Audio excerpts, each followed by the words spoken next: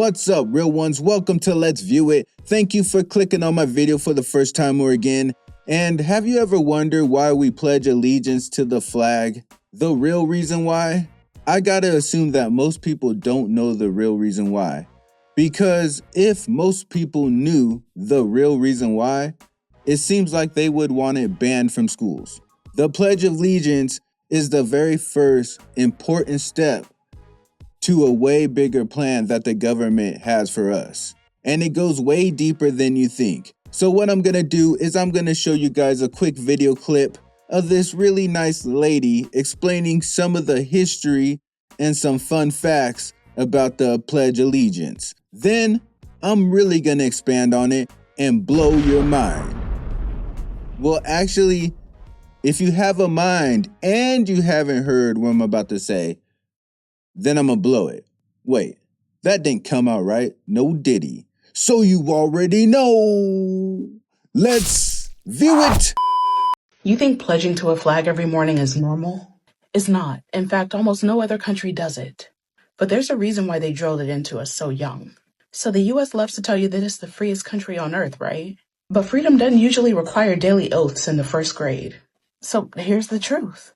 Most countries don't even have a Pledge of Allegiance. Germany? No. France? Nope. Australia? No. Canada? Definitely not. Only two countries really did it. The US and the Philippines. The US literally colonized the Philippines and forced them to do it during American occupation. The pledge was created in 1892, but it blew up during the Cold War. They needed a way to scare kids into loyalty, make you believe that questioning America is the same thing as betraying it. So that's when they added the under God part in 1954. Because apparently loyalty wasn't enough. You needed divine approval too. So why does this matter? Because repeating something every single day before you even understand the words, that's not patriotism. That's programming. They didn't raise you to think critically. They raised you to pledge allegiance before you could even spell it. Freedom doesn't demand blind loyalty. Control does. And once you realize that the majority of the world doesn't do this same weird ritual, you'll start asking why we ever did. Now, when I first saw this video clip, I was surprised to learn that no other country has a Pledge Allegiance. I was sure that other countries had their own Pledge Allegiance. Now, don't get confused. I wasn't surprised because America is the only country with a Pledge Allegiance, and that they would be. I was surprised that I never heard of that.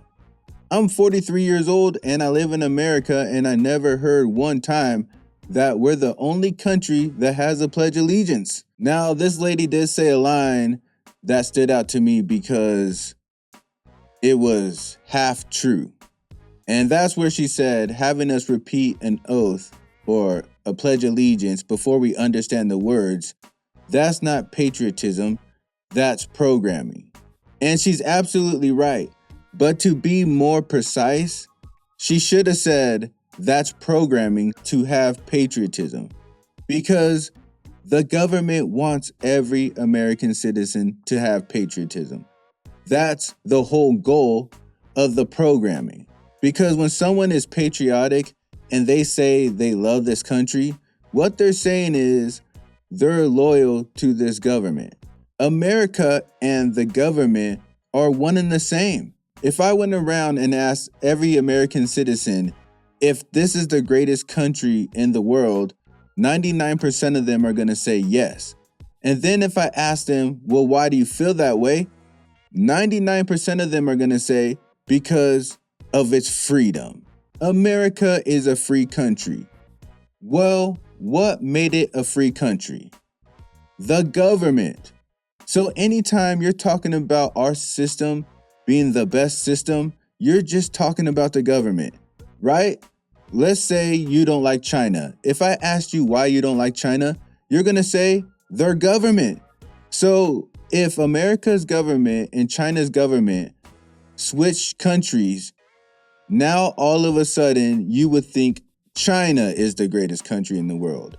And what I'm trying to say is, when someone says they love this country, they're not talking about the actual land of this country, not the mountains, not the grass, not the trees, not the air, not the weather. They are talking about the government. So that's why the government wants all of us patriotic, because if we're patriotic, that means we are loyal to them and we are loyal to the system/game they set up for us and all the rules they told us that apply to the game we're about to play. Let me back up a little bit and go back to saying the Pledge of Allegiance in school. We start saying that at 5 years old in kindergarten.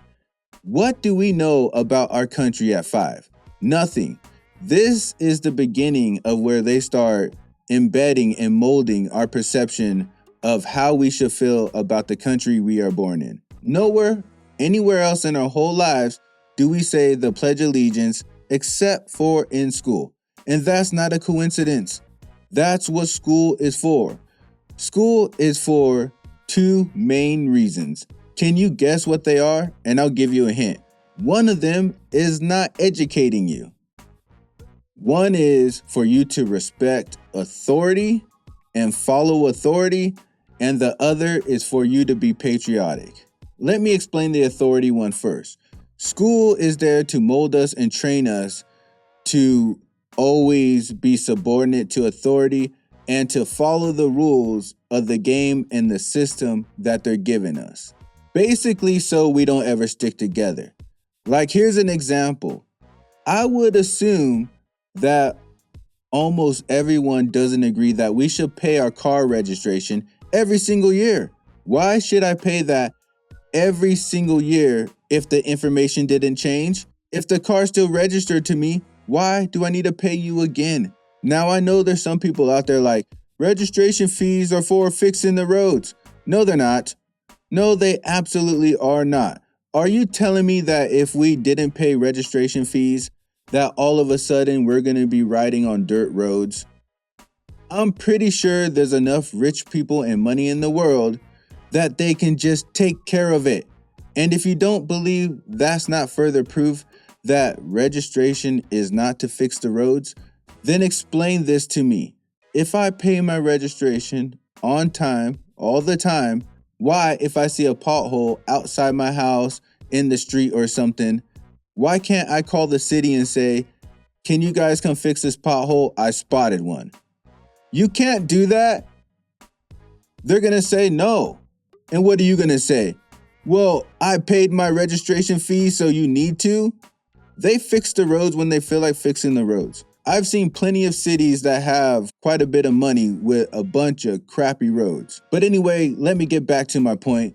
The point is, why do we keep paying then? If 90% of us, even 75% of us, think we shouldn't have to keep paying this fee, why do we keep paying?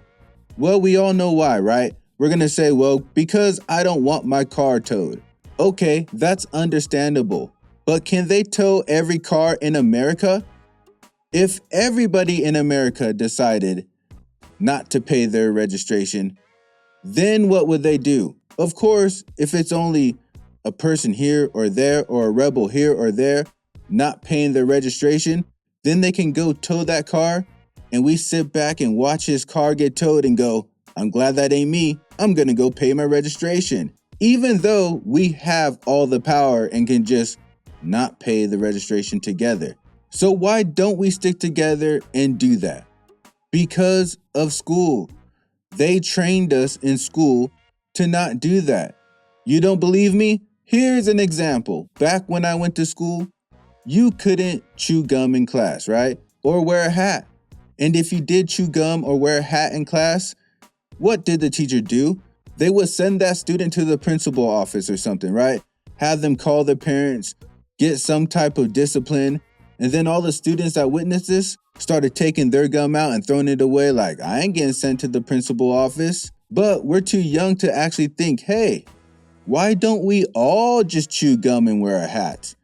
They can't send all of us to the principal office. Then they wouldn't have a classroom. If all the students stuck together, they would make the rules at the school. But of course, being an impressionable kid, you're going to listen to the adults, the authority, you're going to be scared, and you're going to follow the rules because you don't want to get disciplined. And of course, you'll have a rebel here and there, but what happens to them? They go to jail, they get their car towed, and we go, we don't want to be them, so we need to follow the rules. It's so bad. If you think about it, we all remember being teenagers. Remember when you worked at like McDonald's or something, and you thought your shift lead was actually something. That dude or girl was a loser that worked too long at McDonald's. There was no reason why I should have thought so highly of that person as a teenager. Yes, follow his rules because he's my boss, but there was no reason for me to fear him or think that he or she was actually someone important. The only reason why I felt that way is because of their title. If I was going to judge how I feel about them because of their accomplishment and who they are, I would have been like, "You guys are trash. Shut up." But that's what school did. It trained us to listen to authority. That's why they always gave us little rules to follow. Raise your hand before you talk. Raise your hand and ask if you can go to the bathroom. Stand in line. Even sometimes it's so extreme that the bell tells you when to come and go, but even the teacher would override the bell and be like, "You don't leave when the bell goes off. I dismiss you." Now let me explain the patriotism part of school. This is the other reason school exists, to make sure you're patriotic. That's why when you're 5 years old and you know nothing else but what's your favorite cartoon and your favorite fruit snack, this is the perfect time and opportunity for the government to plant a seed in your tiny little pea brain to grow into your perception tree about how you feel about this country and the game they gave you to play. And what better way than to have you repeat an oath to a country you don't understand 5 days a week, early in the morning before you start your day. And if that's not good enough, we will constantly remind you that this is the greatest country and how lucky you are to live here because it's a democracy and you can vote for the president. And we will tell you this for like 12 years straight through the most vital time of your life where you're developing to become your own person. That way, you will always be patriotic. Or in other words, you will always be loyal to the government. Patriotism is for division amongst us citizens and loyalty to the government. That's all it's for. Patriotism is absolutely crazy. You will see people turn on their family because of patriotism. They will put their country in front of their family. But really, that shouldn't be that surprising because the Pledge of Allegiance is literally you saying you are subordinate to the country. You are loyal to the country. The Pledge of Allegiance is you saying, I put the country in front of me. So if you put the country in front of yourself, I'm assuming you put the country in front of everybody. Possibly not your kids, because most parents will put their kids in front of them. But it's possible their kids are in front of them and the country is still in front of their kids. I can't say it enough. Patriotism is for you to be loyal to the government. That's all the government cares about.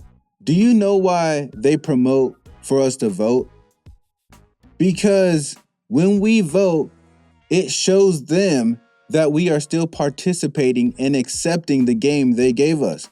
Think about it. Every time we're not happy with our lives or how things are being run, we just get pissed off, we rant, and we say, I can't wait to vote the next guy in to fix it. We're always turning to the next guy to fix it. We are never looking within us. We're never looking at each other and saying, why don't we just do it ourselves?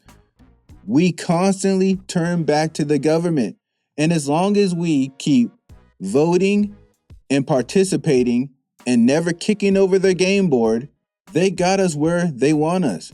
Because as long as we're participating, that means we're not rebelling. And that's the main reason for patriotism, just to make sure we stay in line. And it works, and it will continue to work. You know what I say everyone should do? Don't vote. Don't vote. Nobody in America vote. When they go to the polls, they should have a count of 0. Now, some people don't get it And they're like, well, if we don't vote, all they're going to do is just put the person in they want. That's what they do anyways. But let's just say you're correct. Who cares? The point is, when they see 0, what they're going to know is they lost control, because now we all stuck together for one purpose. They would not know what to do. This is something they cannot imagine, that everybody all of a sudden chose not to participate. I always say, if you want to see fear in the devil's face, everybody don't vote. Give them the fear that they lost all control. There is way more of us than them. But please, comment below. Tell me what you think. Have you ever heard this stuff before? Or do you think I just hate America and you're willing to die for this country? But no matter what you think, I'm still gonna need you to hit that bell like the hunchback. Also click that hit checker button and subscribe with me. And I'll see you on the next trip. Day and night. Keep it real. Keep it real. Keep it real. All my life. Keep it real. Keep it real. Keep it real. Can't help I keep it real.